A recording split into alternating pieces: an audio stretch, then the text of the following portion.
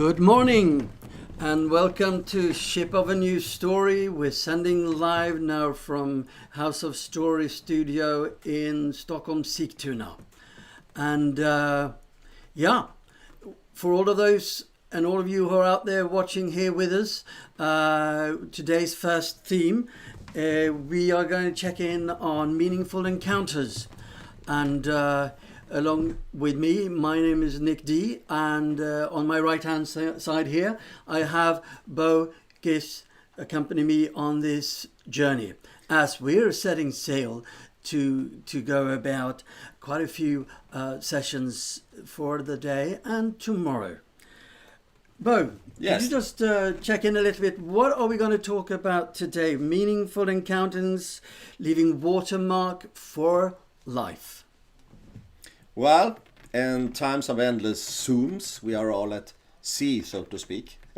Can we see meaning in our meetings?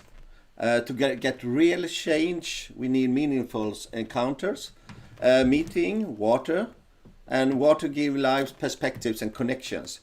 No human on an island is an island. Meaningful encounters set by water brings life of meetings and bridges people together. And that's essentially what we are going to talk about. What is a meaningful encounter and what is not? Okay. So today's theme then would be then to little bit look at also if we have some stories to share from different parts of the world, and how do we make this world or shape this world with a new attitude to be best for the world and not necessarily best in the world. So this is the first session out of 3. So we're also thinking, when we start different processes, early in process, when you start to get to know somebody, then later on we will see when you're in the midst in a flow or something, or when you are finally wrapping something up. But today we are actually letting go, sailing out, early startups and processes. I would like to ask you about, if you look at your life and career, when you've been starting new projects, people who you've met, do you have any specific ideas, meetings, people that sort of springs to mind? Oh, yeah, that really made a change in life. A good story. A good story, because that's what we're all about here. House of Stories and stories of life. Well, I had a lot of interesting encounters in my life, and different encounters means different things for you. In one way, it could be a friend for life, where you met him or her the first time, and what made him or her to become a long-time relation. Many times I wonder over this, and the most long-time relation is probably a romantic relation, and that is also very interesting to think about. We had an interview series in Initiatives of Change a couple of years ago, where people told what was the most important things according to their relationship to Initiatives of Change, and many of them actually talked about when they met the first time, how they meet their lifelong partners, because that was what have affected them most. Okay, yeah, so life-changing meetings, and in particular then a special other. So you were actually saying here, you were talking about Initiatives of Change. This program overall is about how do we make initiatives of change that changes world, changes towards a better tomorrow, a new attitude. But what is this Initiatives of Change that you're referring to? Just briefly for our viewers here. Initiatives of Change is what you say in English, a charity organization. Yeah, it's an NGO. NGO, of course, that has have teams in around 40 countries, and they have. We also have a Swedish team that we have been working for with many years, and the the main purpose, if you speak in short terms, is to building bridges across a world of divides. Yeah. And and also there is a very much inspiration by you should think locally, you should work locally, but think globally to create the peace in the world and do your part of change. And that's the name, Initiatives of Change. I know also that you've been involved quite a lot with working with the arts. You're a filmmaker yourself, you're a film pedagogue, but you've also been worked, I know, within this setting. There's been, which is part of today as well, something called Renewal Arts, working also using the art as mean towards change, creating meetings, creating meaningful encounters. So just want to give you that background on the connections here to Initiatives of Change. But then, so you're saying that within that, even though despite with these groups meeting all over the world and connecting, because it is an international organization, as many of us are, and that's why, by the way, why we're sending in English today. So we do have a potential reach out to a global fellowship with us here, but then still within that group, your sort of meaningful encounters, the most important imprint would be, then be the special other, how you met your friend for life. Yeah, and for me, if we still keep on the track for what Initiatives Change, when we can talk about other good organization later, of course, it's not the only one. But for me, the first encounters with many different nations and cultures were when we went down to the center in Switzerland, and that was actually with this art organization that you mentioned. Renewal Arts. Renewal Arts, yes. Okay. And it's so interesting that suddenly there are no borders between cultures if you meet on the common ground. And there were also elite people, officials, and there are grassroots people, and you didn't feel any difference at all. You can talk. I remember Kofi Annan was there, and I was the official photographer, and I was joking with him actually about that he could come for a cup of coffee in Gothenburg where I live, and he took it quite nice, but he had a lot of respect of the person he was, but he spoke to everyone, and that's the feeling of good encounters, that you should forget your titles actually, and just see the common grounds as a human being. And I found that when many of the meetings that during the summers happens in Core, Switzerland, is that kind of feeling in that area. So what you're saying, if I'm listening here, that there's a conference place which is currently in Switzerland, where there's created a common ground where one can meet beyond titles, just on a more personal level. So my follow-up question on that, okay, so how do we create in particular now, since we are setting off in early stages, when you meet somebody maybe for the first time, how do we create these common grounds, these meeting places, which is not like framed within a setting where we have to be someone, or in particular beyond just being ourselves? First of all, I think it's difficult. Okay. Yeah, because sometimes you tend to see the differences more than the common grounds. And also people are very busy. Nowadays they are, especially in the industrial countries, they are very busy. And when do you take the time to make that investment, to meet people that you don't know, to meet people with a different religion, a different background, a different knowledge about life, maybe different education.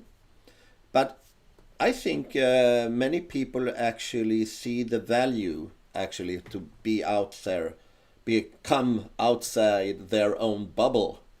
Because if you only meet people that have the same vocabulary as you have, and only have the same experiences, for a while, maybe, nice, safe, But in the long run, must be boring, don't you think?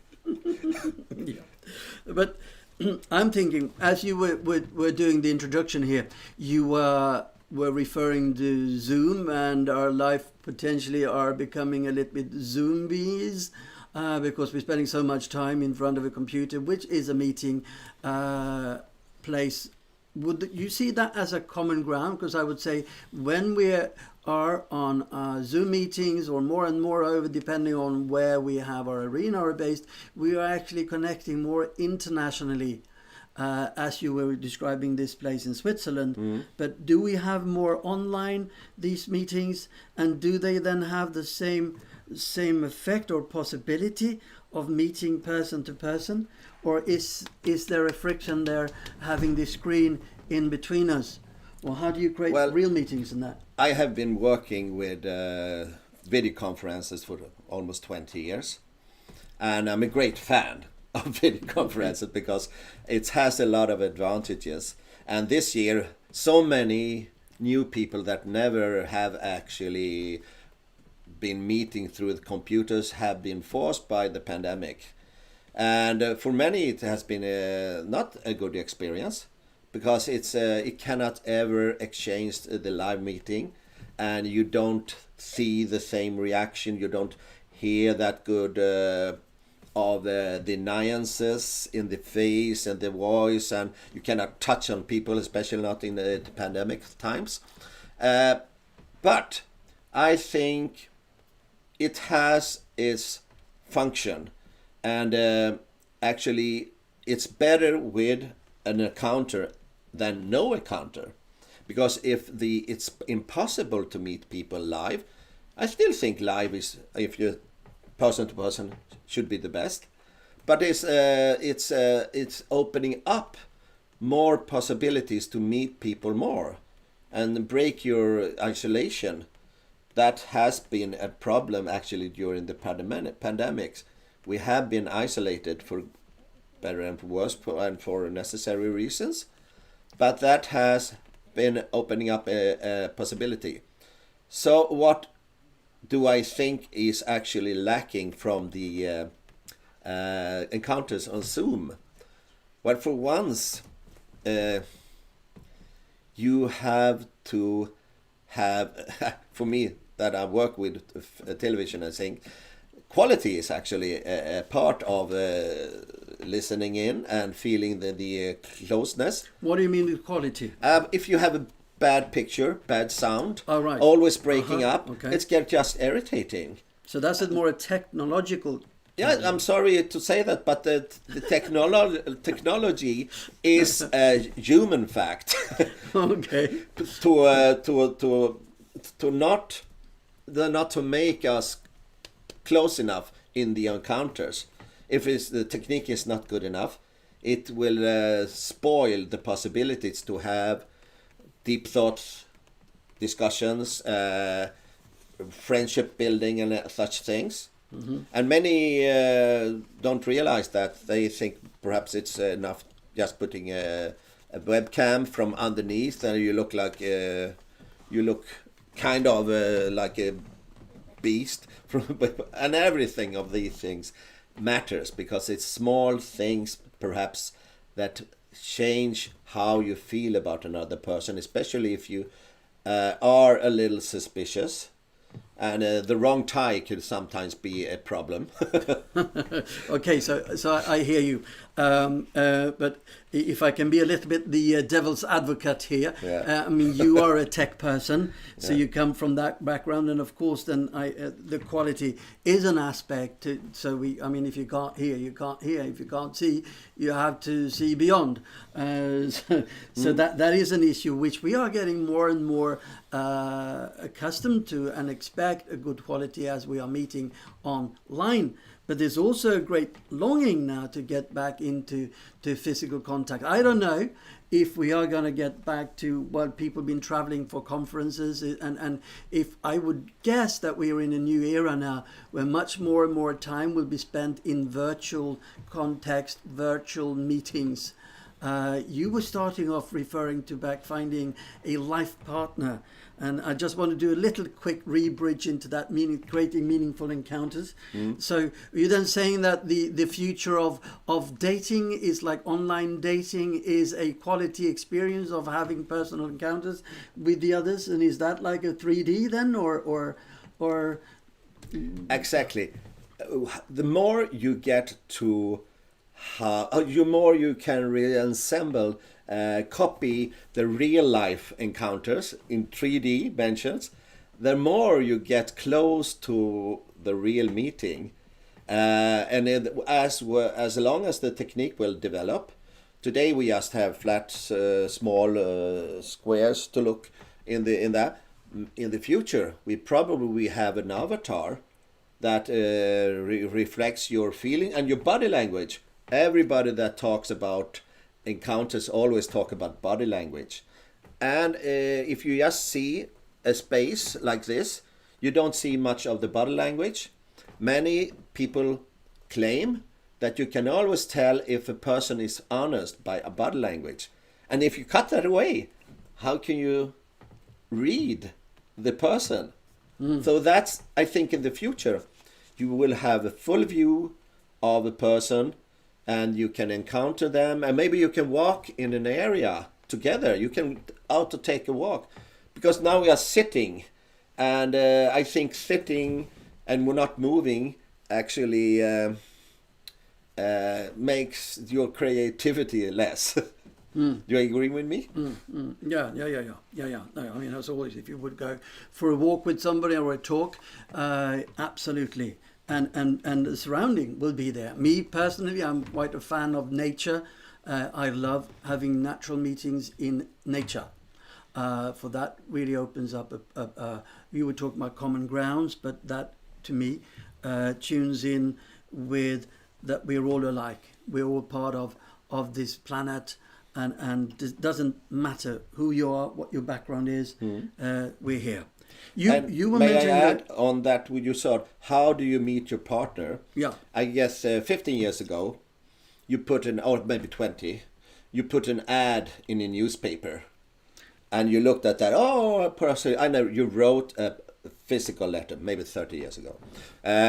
If you were in dating, I hope there were other people who actually met, I don't know, on a dance floor or whatever, at work or at school.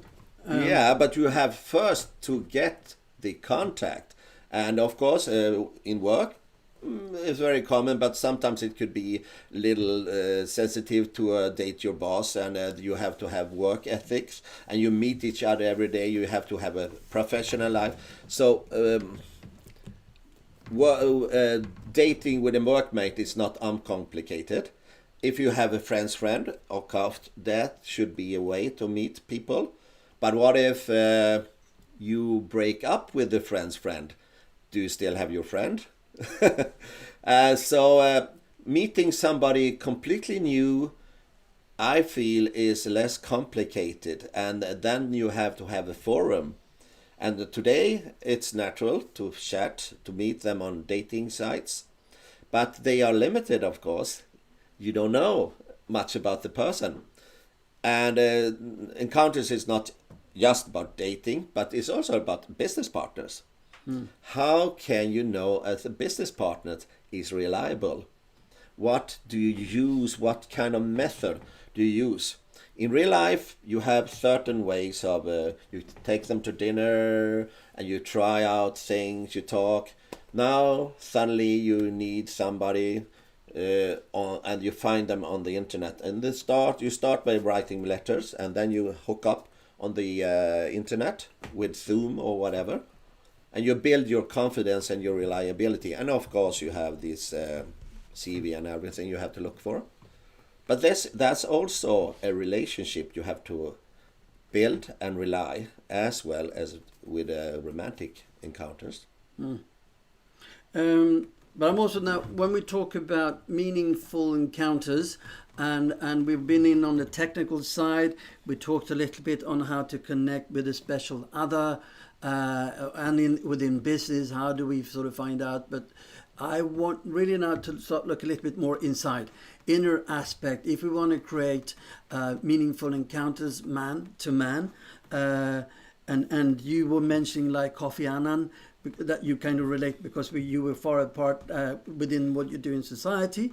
But how do we create meaningful encounters? We're talking software here, the soft issues, the inner aspects, and would you sort of remember any stories there of times when you really met someone and that felt meaningful because you just clicked in? Yeah, when I met you. Oh, okay. That was special because you remember? No. Okay, it was 1991.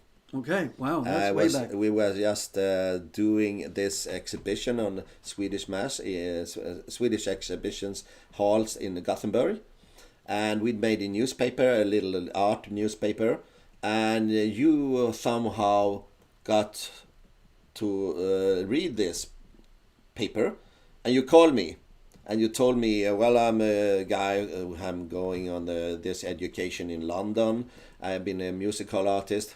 Okay, first I felt, I'm not so much interested in musicals. But then we met, and well, I must say it took a while. Okay, so that meaningful encounter needed to be stretched out a bit? Yeah, but what is the result? It's a lifelong friendship. Mm-hmm. And it started a little slow, because we had time to build confidence, and then the main point was that we wanted to do a project together. And I don't know if this is typically male. I think you get to know people when you do things with them.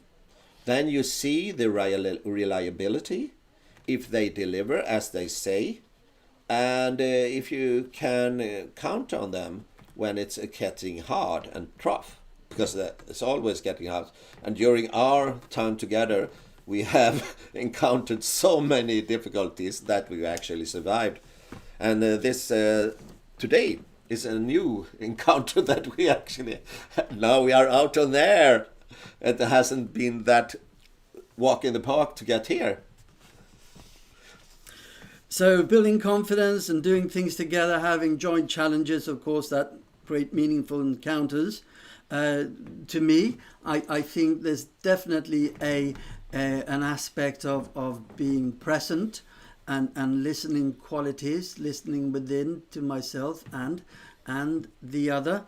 I've had quite a few very fascinated meetings where I felt we connected instantly, but one of the main aspects there was really feeling that the other person is there, listening in and listening beyond, not listening to sort of reflecting on what is my return on that or what's my response on that, but being there with the other person, despite on where the other person is at. What is the need? What is the passion? What is the calling for this other person? And then seeing it within that, are there any like links that we have here where we can start dance together, communicate together? Because you can always find differences, but what if you can find those things that actually link us together? And of course, in these days, with many global challenges, we are all part of being earthlings. So, I mean, that's a very big scale, but I would say, how do you listen in to just sort of tune in and say, hey, who is that? And who are you? What do you want? Where are you going? I totally agree with you that spending some time listening is definitely the right way to go.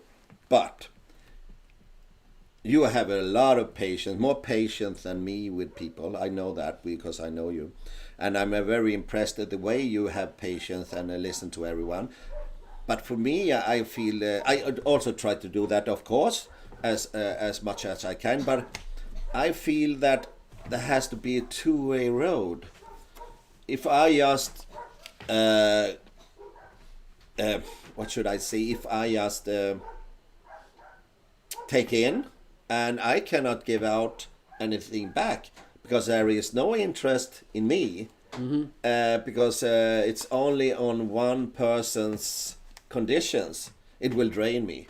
It will drain me, and as long as I feel that I am strong enough to actually be there, supply the power, the source, I try. But in the long run, it will drain me if there is not a two-way road. I also need to be listened at. And if, okay, I could start, I could be the first person that gives this to the other person showing interest, and I think I'm rather good at that also. But I don't have the patience that you do, because you can do it forever, I think. Today's session here, we are on the ship of a new story, and we have been casting off, leaving harbour. We're sort of setting out early on, and I think that's an interesting when we use different metaphors. So we're on a boat. I would say when you create somebody else, probably when you start off with, you are on separate boats. But to me, it's very often a question of rather asking, where are you heading? Rather than where are you coming from? What is your background? Of course, those things are important to understand the other person, what's behind, what's your life experience, because that will partly taint on how you react, respond to things. But where are you heading for? And are we heading in the same direction? Then maybe for a time we can join boat. We can jump on to the same boat, because it's often more easy to run a joint vessel than doing it all on yourself. So that's kind of, to me, I find, how do we create meaningful encounters with the metaphor on a boat is also the focus of where are you heading? Are we heading, or part of what we do, heading in the same direction? Then would you like to come aboard?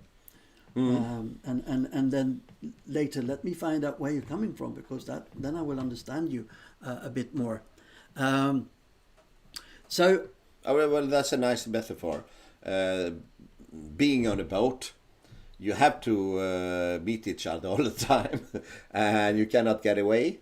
And of course, you have to pull your weight when things are happening on the boat, problem, or you just the ordinary day life.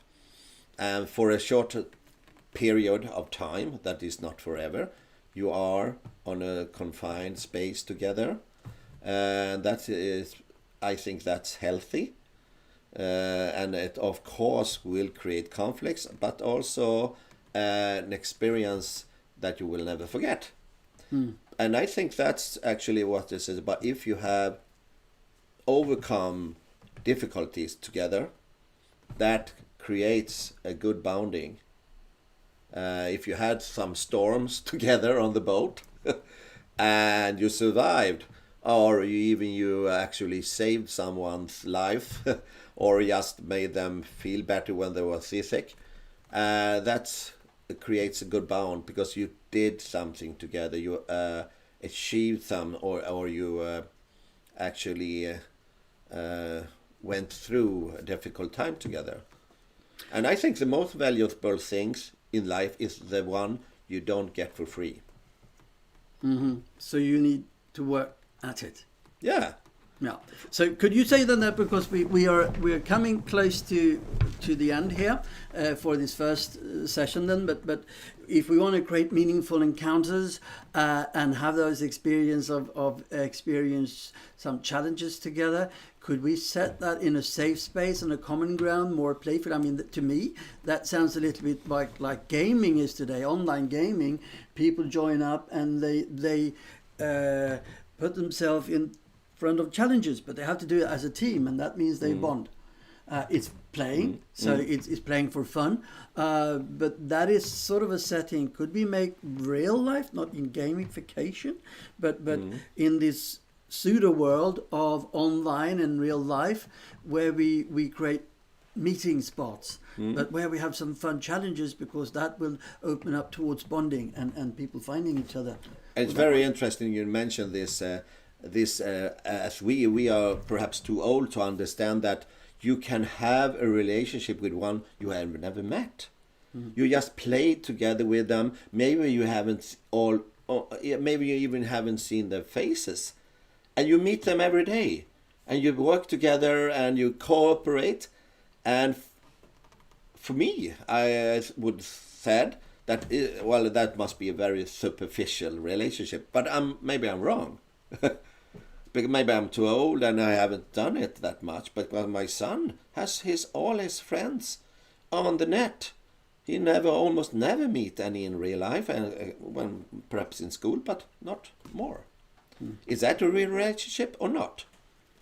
Yeah, well, it certainly is a relationship. I do either, but that's because I am whom I am, and I'm probably becoming of age a bit as well.